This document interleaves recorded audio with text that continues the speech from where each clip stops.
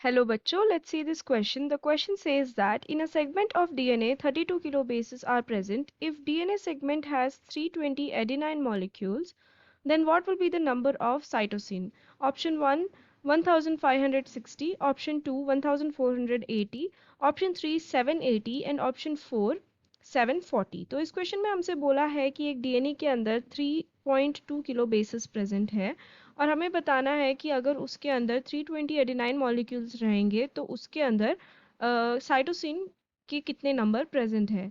तो इस क्वेश्चन में जो की कंसेप्ट है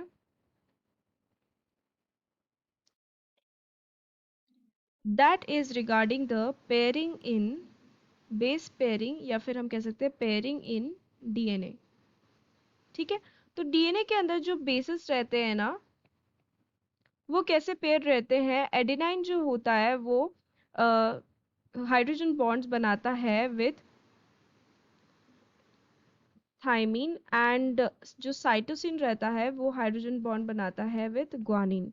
ठीक है, तो number of adenine and thymine same रहते हैं and number of cytosine and guanine भी सेम रहते हैं। तो हमें दिया गया है कि डीएनए के अंदर टोटल 3.2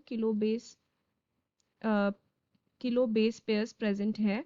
ठीक है, तो इसका मतलब क्या हुआ, इसके अंदर कितने 3200 बेसिस विल बी प्रेजेंट। ठीक है, इसके अंदर कितने प्रेजेंट होंगे 3200 बेसिस। तो अब इसमें से हमें बोला है कि 820 जो है वो किसके हैं एडिनाइन के। सो अगर 820 एडिनाइन के हैं तो 820 यानी कि सेम नंबर थायमीन के भी होंगे। तो इन दोनों को मिला के कितना हो गया, ये हो गया 1640।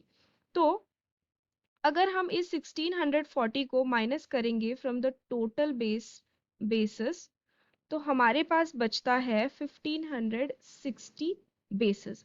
तो यानी कि इस 1560 बेसिस के अंदर साइटोसिन भी आएगा एज वेल एज ग्वानिन भी आएगा। अब ये दोनों सेम नंबर में होंगे तो वी कैन से कि 1560 को हम डिवाइड कर सकते हैं divided by 2।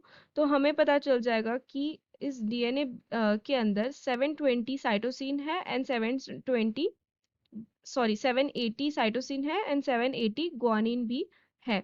Okay, so we can say that the correct answer for this question will be option 3. So I hope you have understood it well. Best of luck.